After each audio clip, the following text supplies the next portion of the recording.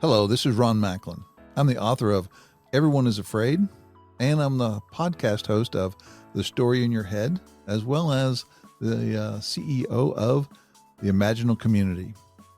In this episode for the Business Growth Architect Show, I will discuss all those stories that we have in our head and how we shape them and how they shape us. And in this episode for the Business Growth Architect Show, I will share how we create stories, how they shape our world, how it can create fear for us, create joy for us, and we're not really in control, and yet we really are.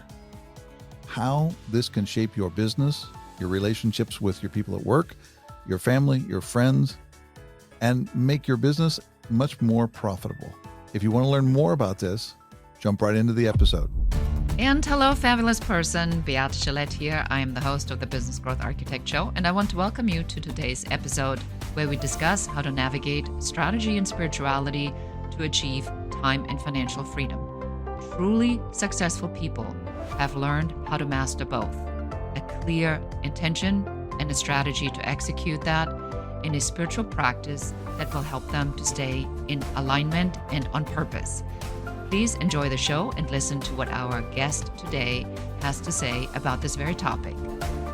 Hello and welcome back. Beate Gillette here, the host of the Business Growth Architect Show. And today I am with Ron Macklin. And Ron and I have had many conversations about the story we tell ourselves and the meaning we give things and what does it all mean. And it is important for you to listen to this episode specifically because we are going to challenge you in a number of different ways. Ron, I'm so excited to have you on the show. Welcome. Yeah, thanks for having me on. First, thank you for what you do in the world, and thank you for the opportunity to have this dialogue again, to learn with each other. Exactly. So, Ron, for somebody who's not familiar with your work, will you just tell them who you are, what you do, and what do you solve for your clients? First, I'm a husband, I'm a father, I'm a son, I'm a friend, and I really enjoy watching people grow. I don't mean like get taller or bigger or what all that stuff, but to build new stories that they get to live a good life from those stories. Like that's my passion in the world. They get to pay for their lives. They get to make a difference in the world. They create a world for themselves. And that's what I love to do. That's what my business is all about. Now, the fundamental of that is we're closed systems. Us humans. And some people go like, well, closed systems, what does that mean, right? We make up interpretations of the world. So, like, there's a space where things actually do happen in the world, but we don't get to perceive them. It's like it doesn't work that way. Like humans don't work that way. Mm-hmm. So how do we know the world? I mean, I'm pretty sure that I can see the computer in front of me and I can see a picture of Beate on the screen, and I can see all of that, right? But how do I know the world? Well, we make up interpretations. We make up stories in our head. That's why I named my podcast The Story in Your Head, is because we're always making up stories and we're always looking for meaning. That's what we do as humans. We try to find a space where we go, oh, this is what that means. Even little kids, you see them walking around and go, oh, so that's what this means, right? And we are on a constant quest for doing that. And that is the fun part of life. I want to make this as real as we can possibly make it because on January 7th, my office burned to the ground in the Palisades fire.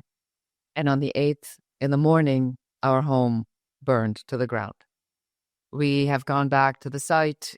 There's nothing, like nothing. The jewelry, the memories are melted in a clump of unrecognizable whatever that even might be, but there's nothing. And so the story in my head, what the story in my head wants to do is ask, why is this happening to me? What is the meaning in this? If I look into the mythology of Phoenix rising out of ashes, my Chinese friend have told me that there's a saying that means the hotter the fire, the greater the prosperity, something along those lines. So I found that when this was happening, Ron, that I was looking for something I could compare this event to. And I've had my share of disasters. but my brain couldn't relate it to anything that I had experienced. So take me through how these questions that I want to ask and the meaning I want to give it relate to what you do. It is first. Let's notice that when something happens, we try to find something else to compare it to. Like we don't just go, oh look, this happened. We just go, oh, this is like this, right? Because we have a tendency to try to find meaning from something we already have. We've already made up a story before, and if we can find that, whether it's true or not, if we can find that meaning, right? And remember, this is not real. It's not like meanings floating around the world. When we capture some meaning, we make up a story that it is like the other thing. We're good. Like we go, okay, that's it. We're done. And when you can't find something like that, we're lost. Like we're still looking. We're like, I got to figure this out, right? What happened? Like there was a house, there was a studio, and then there wasn't a studio, and then there wasn't a house. That's what happened. What stories we make up from those things, that's the powerful part. Let's go through that. So what stories can I make up about it? So one story of course is the poor me. This is so unfair. The other story I can make up, actually it's not really even made up, is to say that the city of Los Angeles failed us. I mean, it was literally a domino effect of failures that we've never seen before, where, there was no water, the fire trucks that were there needed power, there was no power, the generators weren't working, the planes couldn't fly because the wind was so high, the windstorm was at an event that we've never had seen before. Oh, we can keep going. We can go with like global warming. We can go with all these winds are so high because of the atmospheres are changing and you have different weather patterns that have never happened before. We could go on and on and on and on and on. There's really three domains you got to look at, right? Are you into the poor me, right? Are you into that bad guy or girl, right? Or are you in the third one, which is, so now what? The third one is the now what. Yeah. So I So probably. now what? So now what? Yeah. Right? You're like, as an example, you wreck a car and you go, I mean, what do you do? They ran into me, right? Bad guy, right? I don't want to have to go shop for a car. Oh my God, I hate shopping for cars. Okay, I get a new car. Like I'm going to go get a new car. There's going to be some insurance or whatever that is. And then there's going to be, but cars don't last forever anyway. And how do I go forward? What I notice is all three of those stories show up for me all the time. Like, why did this happen to me? And if they had done what they were supposed to do, this wouldn't have happened. But the third one is, and it's the most important one, what am I going to do from here?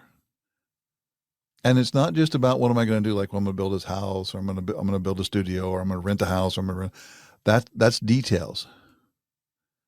Are you going to look at this as a bad situation that you can't get over, or this is just another thing to work through?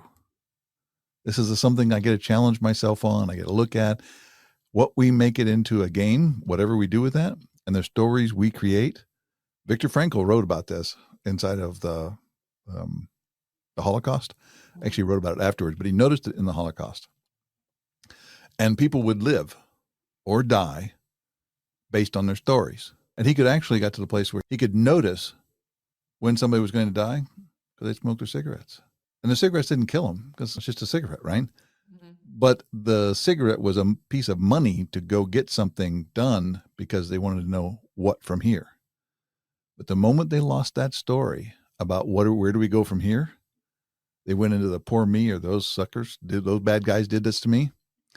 They started to smoke their cigarettes. Within 24 hours, they were dead. And it wasn't the cigarette. It was the story in their head was gone about where they're going to go. What was keeping them alive was their story. That's how powerful our stories are. And when we don't realize that we make all the stories up, we can drift into culture. We can drift into, oh, poor me, or those bad people and all that space. But all of that is just shifting the burden away from us. When we get and if it's a burden, you shift it away. If you go, this is an opportunity, then you keep it yourself. So as a spiritual concept, then I think that there is a part about the story where I watched myself now go through this pattern. It's like a pattern recognition almost. I could see it. Like I have enough awareness to see that this is happening in real time. And I could tell that when my brain couldn't find anything to compare it to, it literally just shut off, like mid sentence. It was so overwhelmed by not finding a pattern of recognition. So, as a multiple disaster survivor, I have, and a producer, I'm very practical about these things. Maslow's hierarchy of needs, we are at the bottom: food, shelter, safety. Where do I sleep? What do I eat?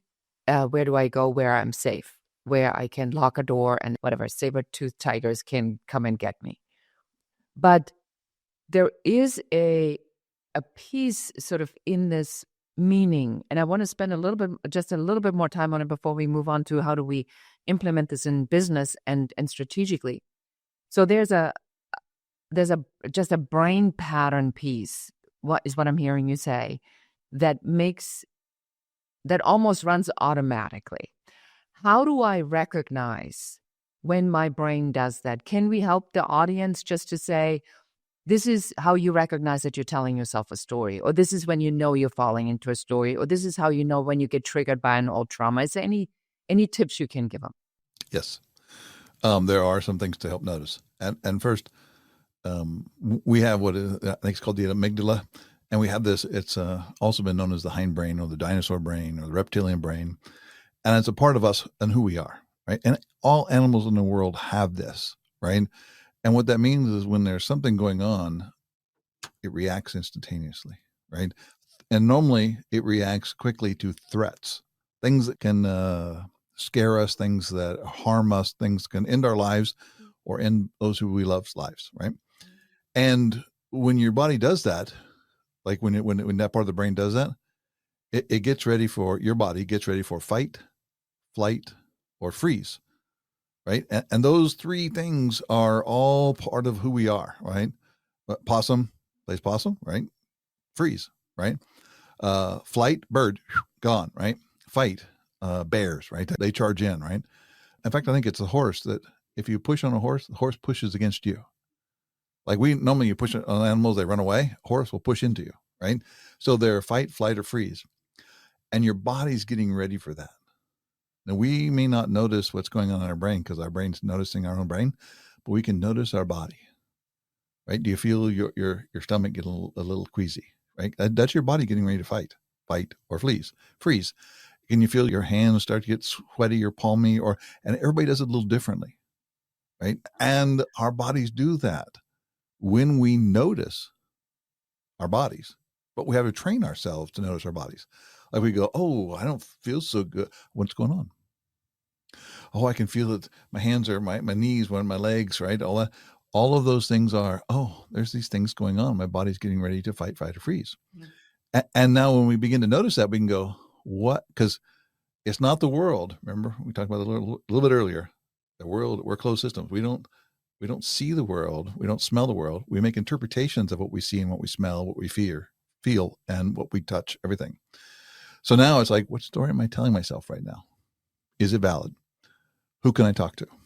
And that's one of the biggest parts right there is, who can I talk to? What is your network of help? The people you know in the world, people you're connected to, can say, hey, this is going on with me. And you can share that with them. And I think this goes into our spirituality conversation, right? Which is, spirituality for me is like whenever two people are together, there can be a connection there. There's a way to go about building the connection, but there is a connection there. And when you have somebody else to talk to, they can notice you differently than you do, right? And that gives you an ability to notice your stuff. But when you feel that stuff, especially if we're a flight person, right? We feel it, we go, oh, I want to run away from people, right? And get away. That's the moment you go, oh, I want to run away. But if I talk to somebody, I might notice something about myself that can help my stories. Because it's just an interpretation we've made up about it. You ever cried at a movie? Yes, of course. Right. Well, it's not really a movie. It's not happening. There's just light on a screen. and vibrations coming into the sides, and you cry, and all of a sudden you go like, or you laugh, and you go, but there's nothing really there. There's just light bouncing off of a wall and vibrations coming out of the wall, right? That's it. But our bodies can be fooled so easily, right? And we go like, oh, I'm crying, I'm sad, I'm happy, I'm all those other things. And that's why, in case you didn't notice, we love the movies. We do Humans, love movies because we love the movies, it makes right? us feel a particular way. They Yes. feel right. And that's not real. It's Right. not real. It's But it made up. is real. But is it not? Well, But it is. it is my reality. Right. It's not like your house did burn down. Yes, That's a fact. that's a fact. But your reality is somebody didn't take care of something, some bad person, poor me, or where am I going to go from here? But I almost have like a reaction when you say, well, that's your story. I'm always wanting to argue with you over that. So what's the response? I bet We, you see this all the time in oh your wait, work. That's the pushback. not just out there in the world. I see it right here in this guy, right?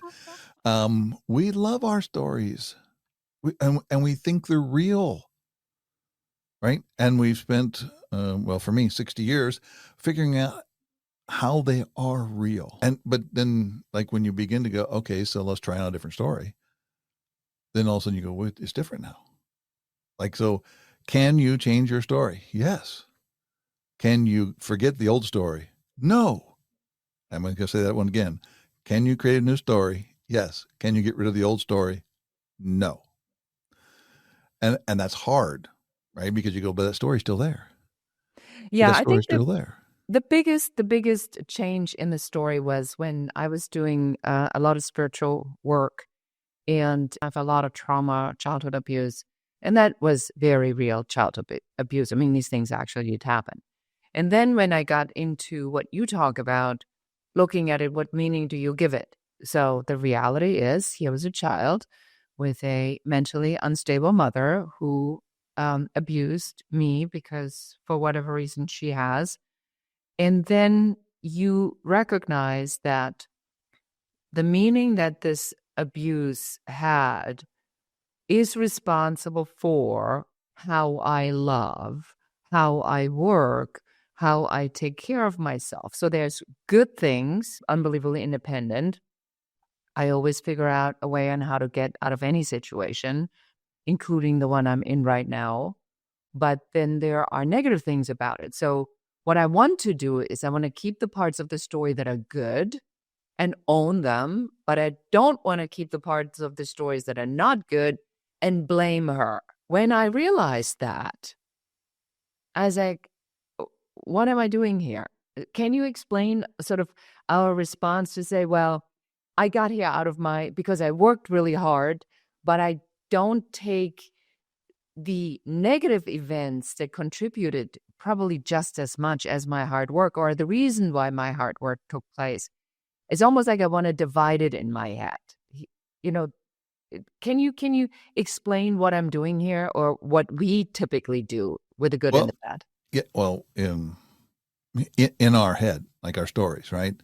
We try to make sense out of the story. And there's parts of it we go, well, that hurt me or harmed me. But there's also something you did with yourself to create your world from that, right? So we can't control the stories we make up, right? But we can choose which ones we keep around and tell over and over again. Stories don't go away, they fade away. Like we can't say, I'm going to forget the story. And the longer you try to forget the story, the more the story becomes live.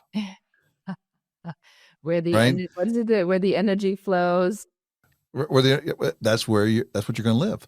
So if you look at it and say, okay, this is a part I don't want, then you just leave it alone, and it will drift away.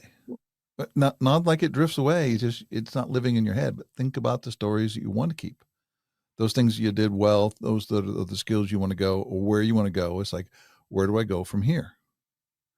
When you have the stories about where I'm going to go from here, all those stories in the past, they fade. And there's one more important concept I want to put out here is we have a story that time exists. There really is a past, and there really is a future, and we're in the now, right? But in reality, all we have is now. And the stories of the past and the stories of the future, and all those stories we create when we remember that we create them. And that's one of the trickiest parts is to remember I'm making up the story all the time. So now I'm a business owner. Now I am a coach, consultant, entrepreneur, and I am needing to use or make sense of this concept in my work. Mm-hmm. How do I implement what we're talking about for my business growth as a strategy? Yeah. Do you, in this business, do you work alone or do you work with people? I work with lots of people. Most people work with lots of people, yeah. Most people do. I've really haven't met somebody yet that hasn't worked with people. Yeah. All of the people you're working with are just like us. They're making up stories in their head. And when you make a request for them to do something, if you don't go back and forth and know what it is, they're going to do exactly what they thought they were supposed to do. But it may not be in alignment with what you want. Unless you can stop and say, hold on a second, let's talk about this. What story did you make up over there? What story did I make up over here? Because we're making up stories as we go, right? And when somebody does something that's not what you want, most people they'll criticize them. They go like, nope, that's not it. Don't do that, right? When in reality, they're doing the best they can. They did everything they tried to do. They tried to do it the best they could, but they didn't understand the request. Now, whose fault is it that didn't understand the request? Both of us, right? So anytime you're coordinating or cooperating, creating with another human, there's a lot of dialogue that has to go back and forth to really understand each other's situation. And if we don't know anything about like what scares us, what scares the other person, we don't have any idea what their commitments are. Like, are they married, not married? Do they have kids? Do they have parents? Do they have all this other stuff? Do they have financial goals in life? If we don't understand all those things, we won't be able to make up a story that's even relevant to them, nor will they about us. And the more we are connected, the more we understand each other in business, then when we're working together, we're actually able to hold the same concerns and produce an outcome that's desired. Now, there's another step beyond making requests and doing all that. Mm-hmm. When people can actually do this, the creativity goes through the roof. Like because they can try all kinds of neat ideas, try things on, add on to somebody else's something, add into something different, try something different, scrap it all, start over again. And there's no moods about like, oh, you didn't like that. Or you don't think I'm any good. All of those stories that are inside of our head, and whether we say them or not, and 99.99% of the time, we don't say it with words, but we say it with our body. Right. I want to give an example. We can make this super real. I'm running a forum where I created a monthly accountability group for business owners that come together every month. They know what they're doing, but they need a group to talk about things that they need to do to get them to the next level. And I did a program that I do called the Super Simple Goal Setting, where I help them to set goals, but I don't do it in the SMART goal way. I'm not interested in that, not for visionary goals. And at the end of it, when I close this particular session, I always ask what worked and what didn't work. And when you do that, you have to prepare that they tell you what didn't work. And so 2 of them said, I wished there was more implementation with what do I do now that I have done this? And my first reaction, Ron, was, of course, immediately to go, I failed. I didn't do a good job. Oh my God. I missed something. And then I went into the new me, version 3.0, and I said, what a great idea. Tell me a little bit more about that. Let me understand exactly what you mean by that. so that I can create something or prepare something in the future. Because if they're experiencing this, then other people must be experiencing this. If 2 out of 5 have this question, then there's probably going to be more than that. But I find it's hard to detach the story of what that means when somebody says something perceived negative. What do you tell your clients when that happens? First step is like be thankful that they shared. Like if people don't really, they're not authentic with us, and that's what they were being authentic. When people are authentic, the first thing we should say is thank you. Be grateful of the opportunity to see yourself through their eyes, right? That's step one. Always there. And then there's a space where you can go, oh, poor me, right? Like I'm not good enough, whatever that story is. And as far as I can know, and as far as I've been practicing with all my clients and everything else I do, everybody has that. And it's a way just to go, okay, there it is. Hello. And I used to have a long time ago, like I used to have a story that says, put it in the back seat. Like, oh, that's me, scared self, put it in the back seat, right? I don't do that anymore. What I say is, that's my scared self sitting right here beside me. If anyone wants to talk to my scared self, I'm right here. I could describe him. I could put him in place. I know where he's at. And he's just going to be there. Does that stop us? Did it stop you? Does it stop your clients? When you hear that, it's really cool to talk about it. And that's the scary part. Well, thank you for sharing that. That's really powerful. I really appreciate that. I wanted to make you up. I wanted to let you know I kind of made it up first. Like, well, I guess I screwed this one up, but I can see now that you've made me a stronger person. Thank you for that. And acknowledge the help. And then where do we go from here? I think it creates also ownership for people when they're working with you, that they recognize that you really invested in their success. And this isn't about going through a particular program that's tried, tested, proven. I think when you have this openness to say, I never thought about it like that. Tell me what you exactly are thinking about so I can percolate on that and then see if I can come up with something to make this better. There really is nothing negative about it. There's nothing negative about it. And I want to put this in there, like the number 7 step of our whole how do you build a connection with somebody? The number 7 step is allow real contribution. That means somebody gets to contribute to you. And it's not like, oh, you can contribute to me. That was really nice, but you're going to brush it off. No, real contribution. And when somebody offers that to you and you accept it and say, thank you, and it makes me a little upset, but I get it. And thank you. And I really appreciate that. The connection between the two of you has become stronger because it's no longer you're the professor and they're the student. You're now connected in a partnership of living good lives. I love that. Yeah, that's really beautifully said. Ron, for somebody who wants to find out more about how they can get the story out of their head into a better story, where do we send them?